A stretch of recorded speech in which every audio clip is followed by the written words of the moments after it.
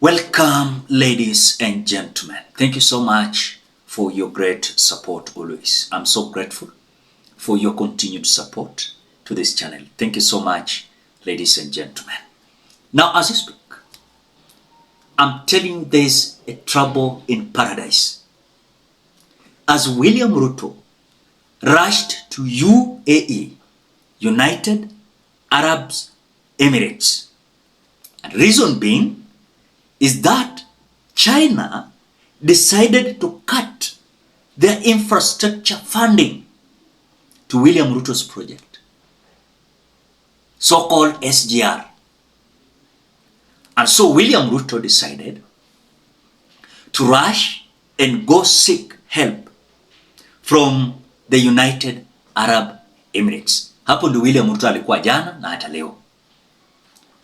Have you ever asked yourself why William Ruto is a man who is being isolated, is a man that any country wako na shida na yeye? Number one, they don't trust our man. They don't trust, because remember, when William Ruto immediately was sworn in the office, the man started borrowing. But when he was asked to come and explain, yani mwenye amekukopa pesa anashuku zile pesa alikupea ufanye nayo kile ambacho ulienda kuomba ufanyie nayo. In other words, these monies end up to few individuals' pockets. So these financiers, they usually come out to ask for accountability, which William Ruto is not ready to do so. So China decided they are going to block all the infrastructure funding to William Ruto's project. Then I'm asking myself a simple question. When William Ruto is experiencing such kind of things, where several countries are cutting off their infrastructure funding to William Ruto's projects, have you ever asked yourself why? It's because William Ruto's government is not even, wacha hata hii wa Kenya wanasema hawa trust William Ruto. And that is why nawaambianga nyinyi mkae hapo kuna ma UDA sympathizers anawadanganya hapo. These UDA sympathizers are lying to you. Actually, William Ruto is working. William Ruto is busy organizing this country for who? Where? When? And he has no interest, totally. He has no interest. So one thing, now when you look at the way William Ruto is handling his issues, you can clearly tell that Kenyans, William Ruto is being rejected everywhere. When the man was sworn in the office, he failed to explain why he was borrowing at the same time the taxes ilikuwa so high. So when you see China deciding to cut off the infrastructure funding to his project, you can tell it all that things are not good. In a matter of fact, William Ruto's government has failed to substantiate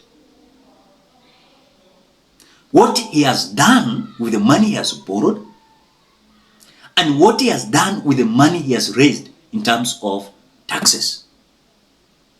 You find that the budget of William Ruto is so high. Sawa?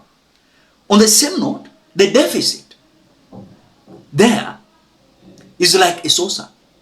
And remember, the budget of William Ruto is having a lot of corruption than even that deficit. Munapata iko kwa budget. But let me say this, something that is very crucial. If William Ruto is depending on these countries to fund his projects or infrastructure, I'm telling you, we are going to have our roads quite so pathetic. We are going to have our railways, itaendelea. You'll find that our infrastructure shall be poor, itakuwa very poor. Why? Because we are having a president that cannot think beyond his long nose. Look at the issue of William Ruto going to China. When a president is sworn in the office, he must have good partners. But again, as much as the partners will decide that, no, we are not going to be part of your government, because they have realized this man is not honest. William Ruto and his close allies, they are not honest. And that is why I will continue saying, the man has failed beyond repair. And even any country outside Africa might not have that interest of being part and parcel of William Ruto's, the so-called infrastructure funding. They will not. Because when you leave alone the infrastructure, look at the issue of, for example, health. We are having a crisis. You can tell it all. We are having a lot of crises. But the man is not willing to resolve the problems. So I was just laughing when William Ruto is now going to beg for the infrastructure funding that the China has decided to cut off, because they requested the William Ruto's government to at least substantiate or let them be accountable. You have been given 40 billion Kenyan shillings, and this 40 billion Kenyan shillings is for this and this and this. But you find that this 40 billion Kenyan shillings, around 20 or 25 or even 30 billion Kenyan shillings is ending up into few individuals' pockets. And that is why you'll find these individuals who are either CSS, they are enjoying life, buying luxurious homes, expensive cars, watches, shoe, clothing is so expensive.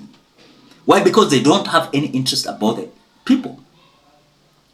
So we rather not have loans from these countries, and I love the way China has done it, that we are not going to do that because we know this money is going to be a waste. It's going to be a waste. And that is a matter of fact. So huko China ameambiwa hapana, wewe kwenda tafuta, go and look for other funding means, but we are not going to fund your infrastructure because it's a wastage. Look at the SGR scandal. And so, if William Ruto is expecting to move like that now, anaenda kuomba, lakini taxes ziko juu. Kwani hizi pesa zinaenda wapi Kenyans? Hizi pesa zinaenda wapi? The man borrowed the other time 40 billion Kenyan shillings. Ilienda wapi? Ilienda wapi? Ama hizi ndio pesa wanatumianga nayo hii brown envelope. In fact, the government of William Ruto is having a lot of wastage. We are having a lot of wastage. So wacha aende UAE, aende aombe msaada huko. And I don't know how he's going to pop up with those individuals, because those individuals, they want you to be accountable. So the China has done it again. Let William Ruto survive on his own.